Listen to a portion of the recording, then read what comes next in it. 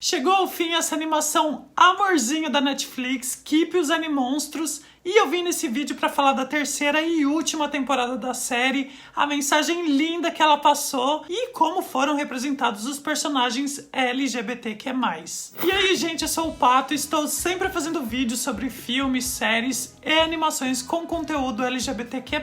Se você gosta desse tipo de assunto, se inscreve aqui no canal porque toda semana tem no mínimo 2 vídeos novos. E eu estou sempre de olho nos temas que vocês me pedem aqui nos comentários, então se eu não fiz ainda, pode continuar cobrando que uma hora sai. Pra quem não conhece Keep os Animonstros, eu já fiz um vídeo aqui falando dessa série e contando um pouco da primeira e da segunda temporadas dessa animação fofíssima. Então eu vou pular essas explicações e quem tiver interesse eu vou deixar um card e um link na descrição do vídeo. E Keep continua essa gracinha que foi nas 2 primeiras temporadas, com esses personagens cativantes e os momentos musicais, né, como as outras temporadas. E, inclusive até com uma banda de K-pop formada por golfinhos, unicórnios, que, gente, gargalhei com esses golfinhos que até tanquinho eles tinham. E cantando em coreano. Gente, maravilhoso. Enquanto a segunda temporada de Keep os Animonstros foi focada na jornada de autodescoberta da Kipo, enquanto ela aprendia a dominar e entender seus poderes de Muto, a terceira temporada tem um foco maior voltado para a guerra entre os Mutos e os humanos. Até a relação entre a Kipo e o vilão dessa vez é diferente. Se antes a gente tinha o Hugo, que tinha um complexo de Deus, que governava através de ameaças e do controle mental, e ao mesmo tempo a gente viu ele estabelecer uma conexão com a Kipo, dessa vez a gente tem a Doutora Emília, que é um tipo diferente de ameaça, porque além de não ser possível a Kipo estabelecer qualquer tipo de conexão com ela, a Doutora Emília ainda governa através do fanatismo. E é bizarro como esse tema é atual. Os súditos da Emília não são controlados mentalmente, nem são ameaçados para colaborarem com ela. Eles simplesmente acreditam na Doutora quando ela diz que os humanos pertencem por direito à superfície e que os Mutos devem ser erradicados para que as coisas voltem à sua ordem natural. Mesmo sendo uma animação para criança, a Kipo não tem medo de traçar esses paralelos diretos, né, com a Emília e com as pessoas aqui do mundo real que contam com medo para espalhar sua mensagem de ódio e como as pessoas facilmente caem nessa conversa. E não são apenas pessoas ignorantes que a Kipo conhece que são facilmente manipuladas pela mensagem da Emília, mas até mesmo as pessoas comuns que a Kipo conhece desde a infância. O preconceito se espalha rapidamente e às vezes você não consegue argumentar com todos e fazê-los perceber seus erros. A animação toca nesses temas e é muito ousado a gente ver isso acontecer num programa infantil. Para cada humano que se junta a Kipo, sempre tem outras pessoas que simplesmente se recusam a parar de espalhar o ódio. É até engraçado que num ponto a gente vê a Kipo e os Mutos criando uma barreira contra os humanos e eles discutem do que os humanos têm medo. Outros humanos, palhaços, do passado deles, de diversidade, gente,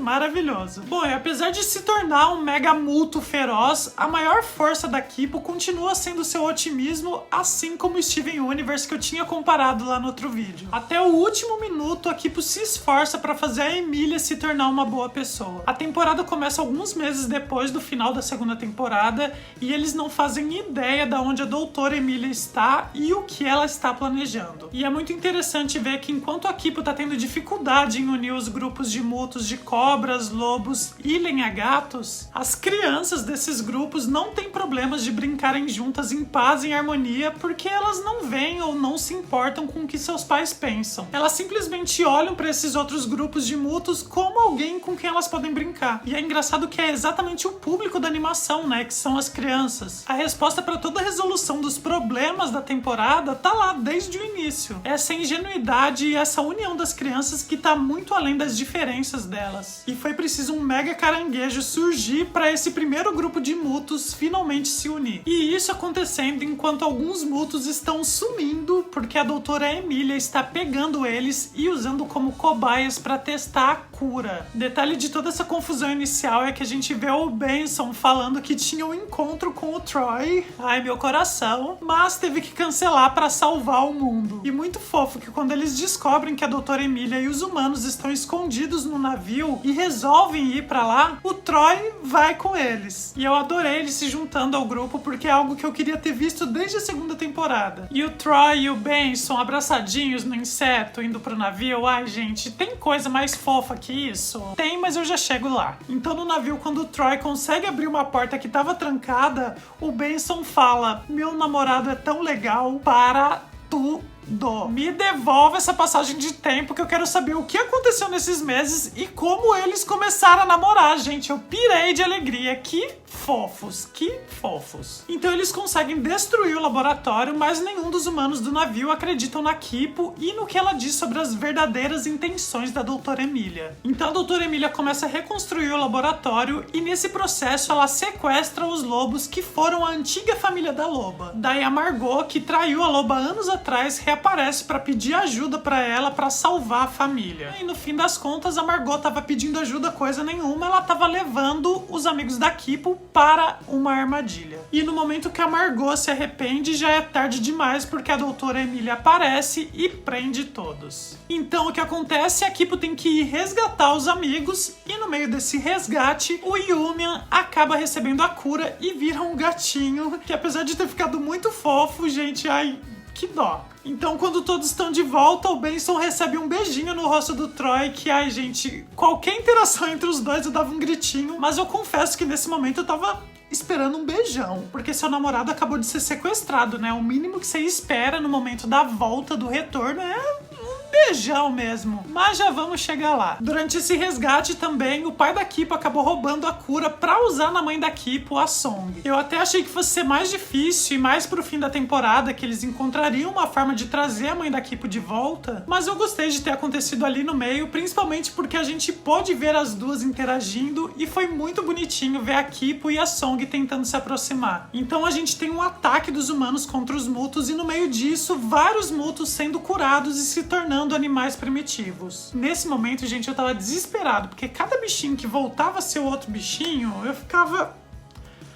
E no meio desse ataque, a Kipo é atingida várias vezes, mas nada acontece com ela. Como a doutora Emília usou o DNA da Kipo pra fazer a cura, a Kipo acabou sendo imune a ela. Então dessa vez é a Kipo que planeja um contra-ataque para derrubar o navio dos humanos. E é quando a gente tem um flashback mostrando como o Dave e o Benson se conheceram e se tornaram amigos. A gente vê que a história começa 200 anos atrás, quando os humanos ainda estavam se acostumando com os primeiros mutos, e numa época que estava muito quente, o Dave e um humano nerd brigam por causa de um ventilador de mão, e o Dave vence a briga e leva para outras dezenas de Daves. 40 anos depois, os descendentes daquele nerd se tornaram um grupo de fanáticos que buscam vingança pelo ventilador prometido e eles começam a batalhar. Gente, as motivações dessa guerra...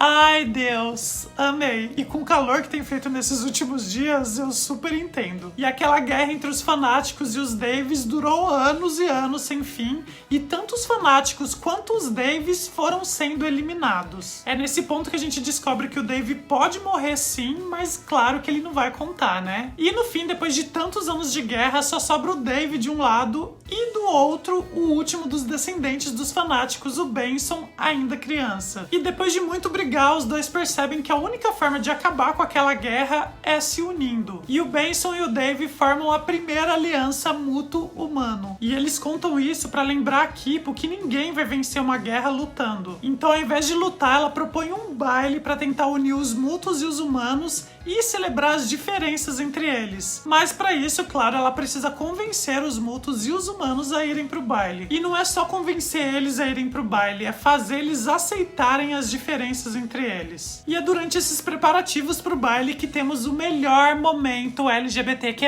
da série. O Benson fala que quer convidar o Troy pro baile, mas precisa ser um pedido bem caprichado, porque eles nunca conseguem ficar juntos, já que estão sempre tentando salvar o mundo. Então, quando finalmente o Benson chama o Troy pro baile e faz um discurso lindo, a gente vê que o Troy também estava planejando um pedido fofo pra ele. E o Troy aceita, claro, e os dois finalmente dão um beijo. Eu assim, gente, surtei de alegria. Sabe aquela reação de Catradora? Foi a mesma reação, porque até então eu não sabia se ia mesmo aparecer algo tão explícito entre eles. A gente já tinha visto na primeira temporada o Benson falando que era gay com todas as letras e depois mostrando interesse pelo Troy. E agora na terceira temporada ele falando que é namorado, mas parece que faltava algo pra selar esse relacionamento. E que fofo foi eles dando esse beijo. E o mais legal é que não é o foco da série, nem é uma trama pra discutir a sexualidade ou aprofundar um tema LGBTQ+. É só mais um relacionamento fofo entre duas pessoas acontecendo e pronto. E é muito legal isso ser naturalizado num desenho infantil. Sabe aquelas crianças que apareceram lá no começo da série que estavam despreocupadas com o que os adultos pensam? É exatamente as crianças que vão assistir esse desenho e que vão falar: ai, tudo bem, é um casal que se ama, se beijando, ficando junto. Enfim. Enquanto isso, a doutora Emília pega o DNA de uma mega morsa, né? E a gente pensa que ela vai criar talvez uma cura pra Kipo. E dessa vez a gente tem um flashback do passado da doutora Emília, onde vemos a relação dela com o irmão Liam. Não sei se vocês sentiram isso, mas achei nessa temporada que os flashbacks parecem melhor conectados com a história que tá sendo contada. Enquanto na temporada passada apareciam uns flashbacks meio jogados, que só faziam sentido uns 2 episódios depois, nessa temporada o ponto onde os flashbacks são inseridos parecem mais consistentes. E nesse flashback vemos que o Liam, irmão da doutora Emília, ficou amigo de Mutus. E ela se livra do irmão e sacrifica ele em prol dos seus próprios objetivos. No início eu achei que o flashback ia servir para mostrar uma humanidade da doutora, mas só serviu para mostrar o que ela é capaz de fazer para conseguir seus objetivos. Durante o baile todos estão tentando se enturmar, né? Mas as coisas não parecem estar saindo como esperado. E gente, a única coisa que eles precisam fazer é aceitar as próprias diferenças. Eles até começam a amolecer quando ressurge o grupo de K-pop dos golfinhos unicórnios, gente. Ai, meu Deus do céu, esse grupo. A gente até vê o Benson e o Troy dançando juntos, fofos. Mas as pessoas realmente só conseguem virar essa chavinha quando o Hugo finalmente pede desculpa pra todos. Desde o começo da temporada, a gente vê uma tentativa da Kipo de mudar ele, de tentar fazer ele se desculpar com as pessoas. E a gente vai acompanhando essa evolução dele. Tem até um momento que ele forma a dupla mais improvável da série com a Loba pra tentar deter a doutora Emília, mas é mais pro final que a gente vê o Hugo finalmente encontrando sua redenção. E isso faz com que os humanos também passem a pedir desculpa pros Mutus. É quando a gente vê o Holg, o pai da Dog, que foi um dos primeiros a seguir a doutora Emília lá atrás, que confessa que está lá pra sabotar a festa. Eles colocaram a cura nos fogos de artifício, mas naquele ponto ele já estava arrependido. Mas antes que eles possam impedir, a doutora Emília chega na festa. E é o momento que de fato a gente começa a ver os humanos e os Mutus se unindo, quando os humanos começam a proteger os Mutus dos fogos que começam a cair. E aquela amostra de DNA que a doutora Emília tirou da morsa, que eu tava achando que era pra curar a Kipo, na verdade era pra ela própria se tornar uma mega Mutu e enfrentar a Kipo. E no meio da luta, o Hugo vê que a Kipo não tá conseguindo vencer a doutora Emília e se sacrifica pra tentar detê-la. E pelo flashback da doutora Emília, a gente já tinha visto que ela é uma pessoa sem humanidade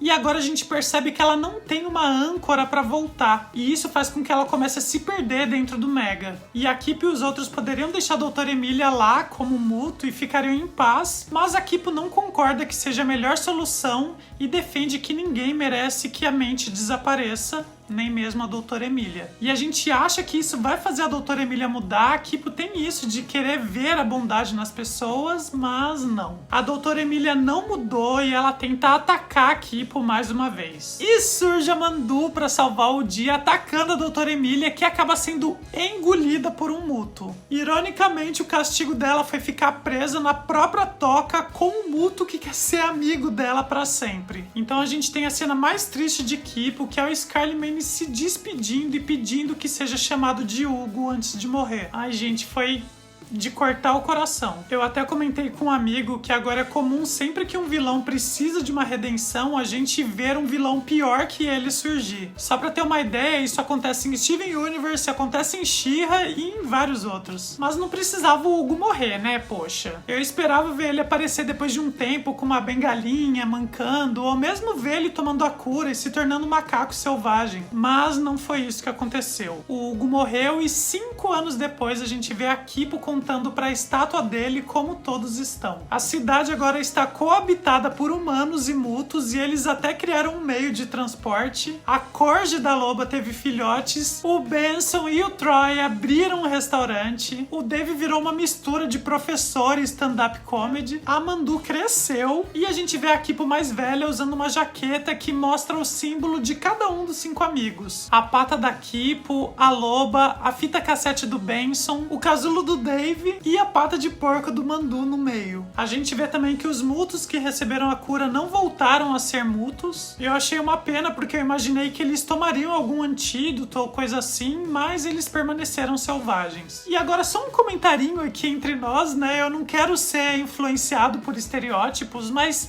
esse novo estilo da Kipo no final da série tá bem tendencioso, né? Essa jaqueta, esse novo corte de cabelo. E nos episódios antes a gente vê que a loba não tá querendo escolher uma roupa cheia de firula, né? Pro baile. Então fica aquela coisa. Eu até imaginei que ela fosse usar um terninho. Quem ligou esse momento a Catra lá em She-Ra, né? No baile, quando ela usou o terninho. Ou pra quem assiste The House, que ligou a forma como a Lu se vestiu lá no baile. Só tô jogando no ar. Quem quiser, pega. Só sei que eu, que não shippava Kipo e Loba, fiquei até meio balançado quando vi as duas mais velhas e juntas no final. Deixa aí nos comentários se foi só coisa da minha cabeça ou se vocês também sentiram isso, né? Porque aí tem. E ainda nesse papinho LGBTQ+, a gente não viu muito de Asher, né? Que é uma personagem não binária. Imaginei que fosse aparecer um pouco mais nessa terceira temporada, mas só rolaram poucas falinhas e participações, nada muito relevante. E assim, a história se fechou redondinha, super fofa, nada que a gente pensasse,